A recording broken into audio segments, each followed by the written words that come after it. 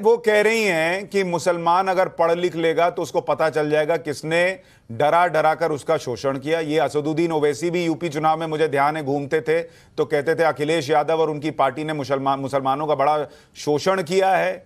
अभी आजम खान साहब जेल में थे तो उनके करीबी भी कहते थे कि आप लोगों को तो बदबू आती है मुसलमानों से। तो ये जो मुसलमानों के लिए आपने किया है ये और सर्वविदित हो जाएगा, फैल जाएगा, इसका डर है, वो कह रही है।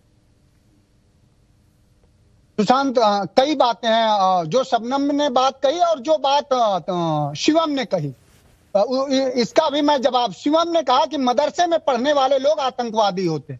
शिवम से मैं पूछना चाहूंगा कि ये कोई शिवम ने कहा, शिवम नहीं, सॉरी सर, मुझे नहीं सुनाई दिया। शिवम, आपने ऐसा कहा? नहीं, मैं पूछ लेता हूँ शिवम त्यागी, क्या आपने कहा मदरसे में पढ़ने वाला हर बिल्कुल ऐसा नहीं कहा, बिल्कुल ऐसा नहीं कहा। रिपीट करके जाके देख लेंगे। बड़ा जल्दी, ठीक, आप सुन लीजिए। मैं पूछना ये चाहूंगा कि डीएसपी देवेंद्र किस मदरसे में पढ़े हुए थे?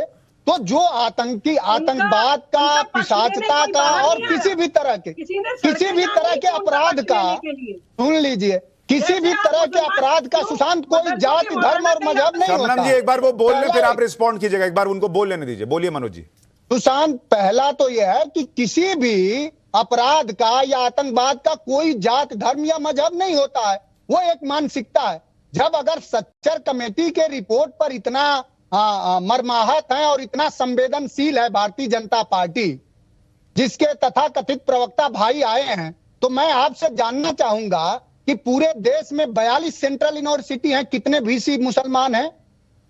पूरे देश में सेंट्रल सेक्रेटरीट में, केंद्रीय सचिवालय में 89 सचिव हैं, कितने मुसलमान हैं? तो जब उनके हिस्सेदारी की बात, भागीदारी की बात आएगी, तब तो आप उनको हाशिए पर खड़ा करेंगे। और आप जैसे जो फ्रिंज एलिमेंट हैं, जिनको भारतीय जनता पार्टी देर सवेर लंपट व्यक्ति कह देती है, हिंदी में जिसका मतलब होता है, आप आकर के ऐसी बात, आपसे मैं जानना चाह रहा हूं कि पूरे हिंदू मुसलमान की ही नहीं, ये देश जो संविधान की आप बात कर रहे हैं, आर्टिकल 30 की, मैं समझता हूं कि उद्देशिका भी आप पढ़े होंगे। और उद्देशिका क्या है? ये पंथ निरपेक्ष राज्य है। पंथ निरपेक्षता का जो दायित्व है वो सरकारों का होता है। तो आप हिंदू, मुस्लिम, सिख, ईसाई, आज पूरे देश में 45 सालों में सबसे ज्यादा बेरोजगारी है। आप नौजवानों को रोजगार दे दीजिए। आप मुसलमानों के लड़कों के लिए, क्या सभी के लड़कों के लिए एक बेहतर विश्वविद्यालय आजम खान साहब ने बनवाया था, जौहर विश्वविद्यालय, उससे आपको इतनी चीड़ है? हाँ, नहीं मनोज जी, आपकी पार्टी में गालियां नहीं मनोज जी, गालियां नहीं, लंपट गाली नहीं है।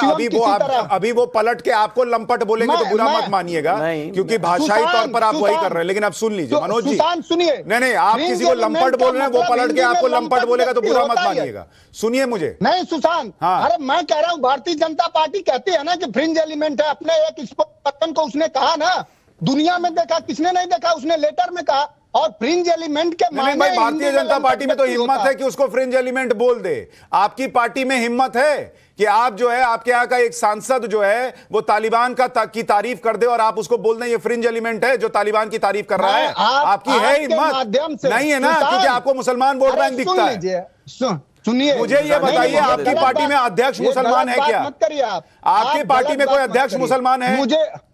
मेरे पार्टी में अध्यक्ष मुसलमान हैं और आपको, हमें लगता है अखिलेश यादव मुसलमान है? अखिलेश यादव मुसलमान है? अरे कई सारे विंग हैं समाजवादी पार्टी में, आप नहीं जानते हैं क्या? अच्छा, कौन से विंग? नहीं जानते हैं क्या? विंग की बात मत कीजिए, मैं कह रहा हूं आपके पार्टी का अध्यक्ष मुसलमान है क्या?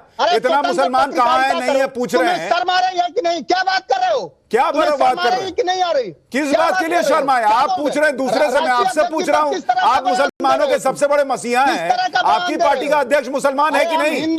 आपकी पार्टी में उपाध्यक्ष कितने मुसलमान हैं? चलिए अब अध्यक्ष छोड़ दीजिए, उपाध्यक्ष कितने मुसलमान हैं? मानवता के मसीहा आपके पार्टी, आप मानवता के मसीहा हैं। आपकी पार्टी का अध्यक्ष एक ही परिवार का होगा, उपाध्यक्ष भी मुसलमान नहीं होगा। सांसद बना के भेजिएगा किसको और कहेंगे कि दूसरा मुसलमान के लिए क्या करता है और वोट लेने जाएगा मुसलमान का। शिवम जी बोलिए। मजबूरी है। अरे दोस्त, मैं ये कह रहा हूं आपकी मजबूरी है कि आपको टीवी पर आना था और इसलिए आप आए हैं मेरे इन्विटेशन पर। लेकिन अगर आपको लगता है कि गड़बड़ है, आप अभी निकल जाइए, मुझे कोई दिक्कत नहीं है। मुझे यहां बैठ के सर्टिफिकेट मत दीजिए, मैं आपको बता दे रहा हूं। आप मनोज काका, मुझे मत समझाओ भाई मनोज काका, तुम मुझे मत समझाओ निष्पक्ष पत्रकारिता क्या होती है। पहले तुम समझो कि पत्रकारिता छोड़कर तुम पहले समझो कि नेतागिरी क्या होती है। गुलाम हो, गुलाम, ओके, गुलाम, वेल डन, गुलाम हो, ओके, कभी निष्पक्ष ठीक है। पत्रकारिता नहीं अरे कर भैया, सकते। गुलामी इसको कहते हैं कि एक ही परिवार का नेता प्रेसिडेंट बनता रहे और आप उसके पीछे पीछे घूमते रहे, अरे इसको गुलामी हमारे कहते हैं। पार्टी में और श्रीवंत आगे लोग बोलिए। भी अध्यक्ष अब वो बने, लगातार आप बोल नहीं रहे हैं। जानते। मनोज काका, मैं इसलिए आपकी ये ऐसी भाषा सुन रहा था क्योंकि मैं जब अपने समय पर बोल सकूं, लंपट और लंपटाई और फ्रिंज एलिमेंट की भाषा आपकी है और आपके अध्यक्ष की है, उस पर मैं ज्यादा समय व्यर्थ भाग नहीं गए। करना चाहता। भाग गए। भाग गए।